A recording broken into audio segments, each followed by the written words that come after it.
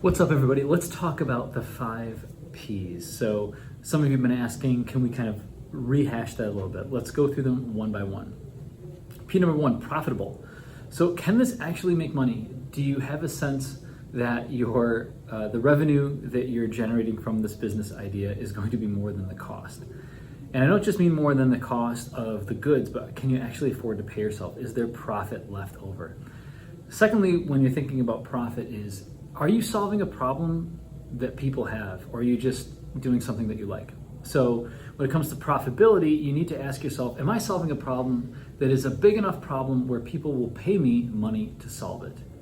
Can you check that box? Let's move on to the second P.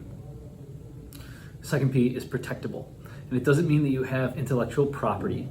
It just means that is there something that you're doing within this business that would be difficult for a competitor to emulate? That could be product quality, could be a particular part of your service, could be revenue model, could be a low friction interaction with customers. How easy is it for someone to interact with you? But is it generally hard for someone to copy your secret sauce? So when we think of protectable, what is your secret sauce? What are you doing that is truly unique and different from your competitors? Number 3, primed. The question about priming is really 2 parts. Part number 1 is there actually a demand for this product? Are people actually having a problem that you can solve? So that's number 1. Is there actually a demand for this product or service? And number 2, how hard is it for you to explain what it is your business is? If it takes you 15 minutes to explain what it is you do and the solution to a problem to a potential customer, the chances that they're going to convert is very low. So are there people that innately understand what the solution you're providing is for, why it's valuable, and whether they would use it or not? That's primed. Number 4, pivot.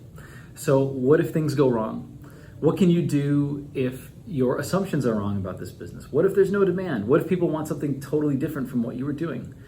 Are you sunk? Do you have to shut the doors? Or is there a way around? Can you pivot? Can you change directions? One of the things we're hoping with this program is that you guys will get out of the building and test some of these assumptions by actually talking to potential customers, hopefully making some sales. But just because you think that the way that the business is going to go, just because you think the business is going to operate a certain way doesn't mean it's going to.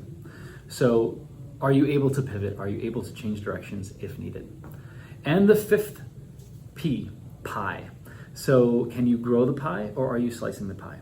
The example I like to use is if you are a yoga teacher, everyone else is a yoga teacher as well. Are you just slicing the pie? Are you competing for an ever smaller slice of the economic pie?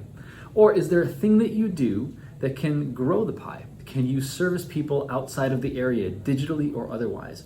Or can you go hyper niche where you dominate a small section of the market? So let's use the yoga example. So one revenue stream might be classes. Obviously, everyone's teaching yoga classes. But another revenue stream could be doing some kind of online program or online coaching for yoga. Or another revenue stream might be going all in on prenatal yoga. What is a specialty that you can compete in? So you could sell that product not just to people that could physically attend your class, but you could sell that product digitally to people outside of our area. So do you have to have that 5th P? I mean, arguable, but I love the idea of trying to grow the pie in the area rather than slicing the pie. One of the things we can compete on really well in the Mohawk Valley, I think, is price and value. And I guess what I mean by value is quality of service as it relates to price. So a lot of times we can provide something, a service, maybe a little bit cheaper to someone outside the area than what they're used to. So how do we grow that pie, digitally or otherwise, rather than just slice the pie? So hope that helped you guys a little bit.